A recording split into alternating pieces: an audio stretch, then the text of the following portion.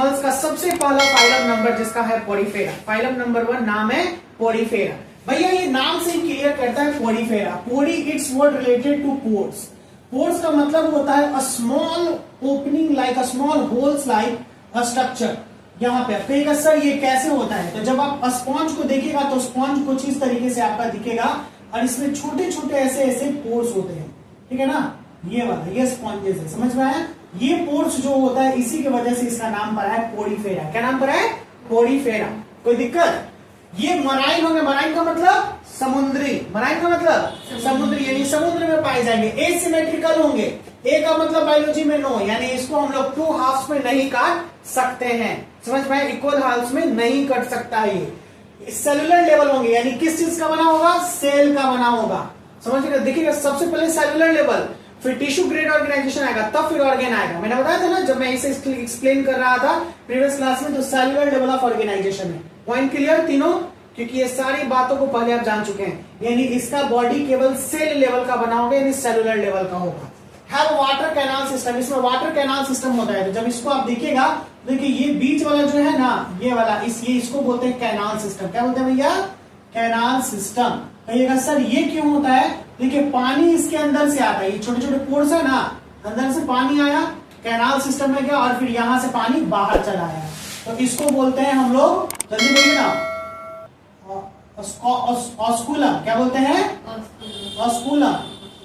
इसको बोलते हैं ऑस्टिया। ये देखिए छोटे छोटे पोर्स जो होते हैं इसको बोलते हैं ऑस्टिया, जहां से पानी एंट्री करता है। और ये वाला होता है बीच वाला जो मैंने बनाया कैनाल, इसको बोलते हैं स्पॉन्जोसोल। क्या बोलते हैं?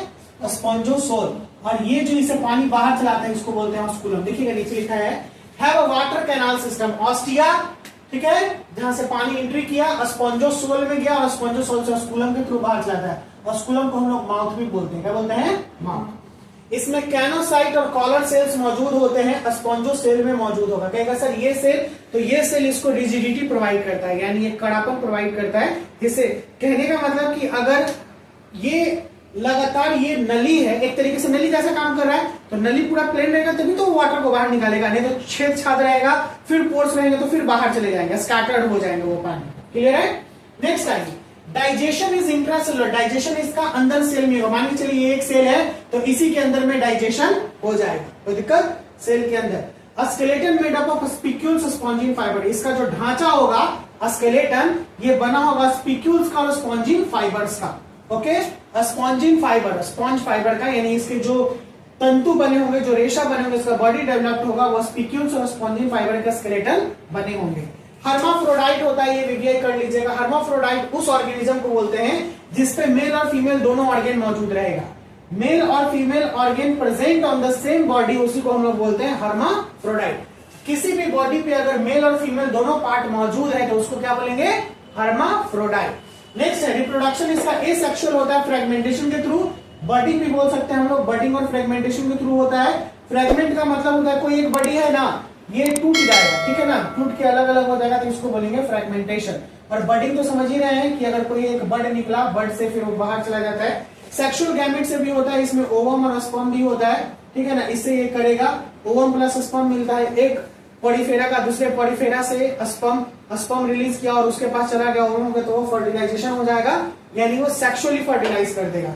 फ्रेगमेंटेशन इंटरनल होता है, डेवलपमेंट इनडायरेक्ट होगा। तो इनडायरेक्ट डेवलपमेंट का मतलब क्या होता है? मैंने अभी जस्ट समझाया था थोड़ी देर पहले। क्या होता है कि ये लार्वल स्टेज को रखेगा। किस स्टेज को रखेगा? लार्वल स्टेज, क्योंकि ये डायरेक्ट नहीं बनेगा। इनडायरेक्ट का मतलब इट इन्वॉल्व्स लार्वल स्टेज। बोलो क्या? आइए फिर भी देखते हैं। फ्रेगमेंटेशन इसका इंटरनल और डेवलपमेंट इसका इनडायरेक्ट होगा। इनडायरेक्ट का मतलब होता है लार्वल स्टेज को ये रखेगा, यानी अपने जब ये प्रोड्यूस करेगा यंग वंस को, तो इसका यंग वंस अडल्ट के जैसा नहीं दिखेगा, यानी कुछ और डेवलपमेंट करेगा कंप्लीट 2-3 स्टेजेस या एक स्टेजेस के बाद, लार्वल स्टेजेस के बाद ये अडल्ट में आएगा। एग्जांपल में इसका है साइकन और स्पॉन्जिला। क्या है? साइकन और स्पॉन्जिला। भैया सबसे पहले हमने पढ़ा phylum Porifera. Porifera word comes from the pores. Pores का मतलब होता है स्मॉल होल्स, छोटे छोटे छेद होंगे, समझ में? ये बॉडी में इसमें 3 इंपॉर्टेंट, ऑस्टिया जहां से वाटर आता है, ठीक है, स्पॉन्जोसोल वाटर फिर बाहर की तरफ निकलेगा ऑस्कुलम से। किससे? ऑस्कुलम से। कोई दिक्कत? समझ में आया पोरीफेरा? आज का क्लास हम लोग यहीं पर रहने देते हैं। इसके बाद हम लोग इसके अगले क्लास में चलेंगे, सिलेंट्रेट्स को पढ़ेंगे, जो इससे डेवलप्ड फाइलम है सिलेंट्रेट, जिसमें हाइड्रा वाइड्रा हम लोग को पढ़ना है। आई होप कि ये वीडियो आपको समझ में आया हो। अगर आया हो तो प्लीज वीडियो को लाइक कीजिएगा, चैनल को सब्सक्राइब कर लीजिएगा फॉर फर्दर वीडियोस के लिए study with Sahil sir. Bye bye, मिलते हैं बहुत जल्द नेक्स्ट वीडियो के साथ।